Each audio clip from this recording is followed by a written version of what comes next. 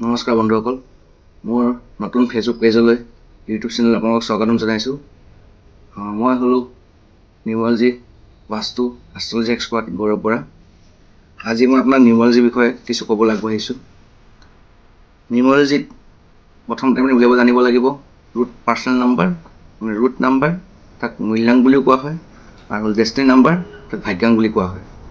Personal number হ'ল আপোনাৰ পাৰ্চনেলিটিটো কেনেকুৱা, আপুনি কি টাইপৰ মানুহ, আপোনাৰ মন কেনেকুৱা, আপোনাৰ অন্তৰখন কেনেকুৱা, আপুনি কি ধৰণৰ, সেইটো বুজায়। আৰু ডেষ্টিনি নম্বৰটো হ'ল আপোনাৰ ভাগ্যটো বুজায়। আপুনি কোন ডেষ্টিনিত ইন ফিউচাৰ যাব, কি কৰিব, কি নকৰিব, কেৰিয়াৰ কি, জব কি, সেই বস্তুক ডেষ্টিনি নম্বৰটোৱে বুজায়। গতিকে মূল্যাংক আৰু ভাগ্যাংক উলিয়াব জানিব লাগিব। প্ৰথম কথা, মূল্যাংকটো কেনেকৈ উলিয়াব? প্ৰথমতে এটা এক্সাম্পল লৈছোঁ। ধৰি লওক আপোনাৰ জন্ম 10/1/2024 চন। তাৰ যেতিয়া প্ৰথম 10 হ'ব, সেই অংকটোক যেতিয়া ছিংগল ডিজিটলৈ কনভাৰ্ট কৰিব যেন 10, 10 + 0 = 1। 1 মিনছ আপোনাৰ পাৰ্চনেল নম্বৰ বা মূল্যাংক 1। ঠিক তেনেদৰে ডেষ্টিনি নম্বৰটো উলিয়াবৰ কাৰণে আপুনি 10/1/2024 গোটেইখিনি ডিজিট কেলকুলেশ্যন কৰি পেলাই যিটো পাব তাক ছিংগল ডিজিটত কনভাৰ্ট কৰিব লাগিব, আৰু যিটো ওলাব সেইটো হ'ল ডেষ্টিনি। যেনে মই 10/1/2024 কৈছিলোঁ, তাৰ গোটেইখিনি অংক কেলকুলেশ্যন কৰি ছিংগল ডিজিট আনিলে 6 ওলায়। গতিকে ডেষ্টিনি নম্বৰটো হ'ল 3 ওলায়। গতিকে 3 হ'ল ডেষ্টিনি নম্বৰ তেওঁ। ঠিক তেনেদৰে 2 নম্বৰ এক্সাম্পল এটা কথা কৈ আছোঁ। 22/20/1998 চনত যদি জন্ম হয়, তেওঁৰ পাৰ্চনেল নম্বৰ ডেষ্টিনি নম্বৰ কি হ'ব? পাৰ্চনেল নম্বৰটো হ'ব 22। 2 + 2 = 4। 4 হ'লে তেওঁৰ পাৰ্চনেল নম্বৰ হ'ল, বা মূল্যাংক হ'ব তেওঁ 4, আৰু ডেষ্টিনি নম্বৰটো হ'ব গোটেইকেইটা ডিজিট যেতিয়া যোগ কৰিব 2 + 2 + 90 এইটো গোটেই ডিজিট যোগ কৰি পেলাই ছিংগল ডিজিটত আনিব লাগিব। আনি পেলাই যেনে ছিংগল ডিজিট মানে হ'ল আপোনাৰ 38 ওলালে। 38ত 8 + 3 কিমান? 11। 11 1 + 1 2। ঠিক তেনেদৰে এইটোত আপোনাৰ 6 ওলাব ডেষ্টিনি নম্বৰ ছিংগল ডিজিটত কৰিলে। ঠিক তেনেকৈ আপোনাৰ পাৰ্চনেল নম্বৰ ডেষ্টিনি নম্বৰটো উলিওৱা হয়। আজি ক'বলৈ গৈ আছোঁ, আজি নম্বৰ 1ৰ বিষয়ে কিছু কথা ক'বলৈ গৈ আছোঁ। আপোনাৰ যদি কেলকুলেশ্যন কৰি পেলাই পাৰ্চনেল নম্বৰ 1 যদি ওলায়, তেতিয়াহ'লে তেওঁৰ কোৱালিটি কেনেকুৱা থাকিব এজন মানুহৰ?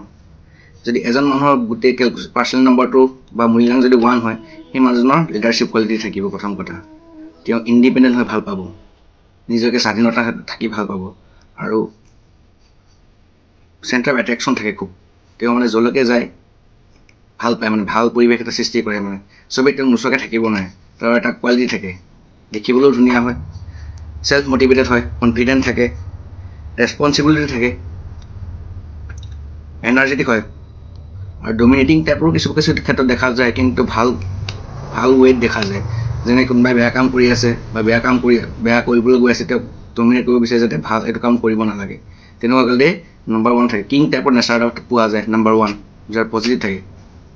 কিন্তু গ্ৰেডত যদি গ্ৰেডিং কৰা সময়ত যদি 1 নিগেটিভ ওলায়, মই বহুতো দেখিছোঁ ইউটিউব চেনেল বা ফেচবুকত পজিটিভ গুণখিনিয়ে কৈ আছে, কিন্তু নিগেটিভ গুণখিনি আজিলৈকে কোনো কোৱা দেখা নাই। নিগেটিভ গুণো হয়, যদিহে গ্ৰেডত নিগেটিভ হৈ যায়।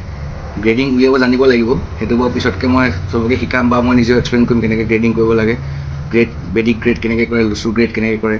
ঠিক তেনেকৈ 1 যদি নিগেটিভ হয়, তেতিয়া এই পজিটিভ গুণখিনি গোটেইখিনি নাইকিয়া হৈ যাব, তেওঁ চব নিগেটিভ হৈ যাব। যেনেকৈ লিডাৰশ্বিপ কোৱালিটিটো নাইকিয়া হ'ব, পইচা মেনেজমেণ্ট যিটো কোৱালিটি থাকে সেইটো নাইকিয়া হৈ যাব, ৰেছপনচিবিলিটি নহ'ব, এগ্ৰেছিভ হ'ব, ডমিনেটিং থাকিব, খুব ডমিনেটিং কৰিব বিচাৰিব, তেওঁটোৱে ৰাইট, তেওঁটোৱে হয়, বেলেগৰ কথা শুনিব নিবিচাৰিব।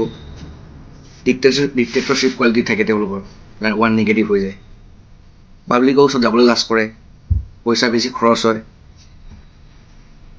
আৰু খুব এংগাৰ হয়, বহুত খঙাল হয়। যি টি ক্ষেত্ৰত এংগাৰ ৰেচিঅ'টো বহুত বেছি থাকে। গম পালে নাই? আজি মই বুজাই দিলোঁ চবকে 1টোৰ পজিটিভ কেনেকুৱা গুণ থাকে আৰু নিগেটিভ হ'লে কি গুণ থাকে।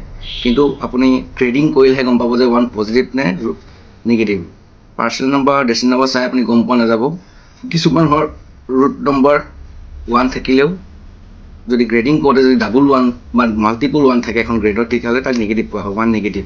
আৰু নিগেটিভ হ'লে 1 নম্বৰ এই নিগেটিভ কোৱালিটিখিনি মানুহক দেখা পোৱা যায়। আৰু সেইখিনি কৰিবৰ কাৰণে তাৰ কিছু ৰিমেডি আছে। ৰিমেডিখিনি মই পিছতকৈ ক'ম। আপোনালোকে কমেণ্ট কৰি জনাবচোন কাৰ 1 পাৰ্চনেল নম্বৰ 1 আৰু ডেষ্টিনি নম্বৰ 1। আজিৰ পৰা নতুন এটা চিৰিজ আৰম্ভ কৰিবলৈ গৈ আছোঁ নিউমৰলজি। মোৰ চেনেলটো লাইক, ফ'ল', ছাবস্ক্ৰাইব কৰিব।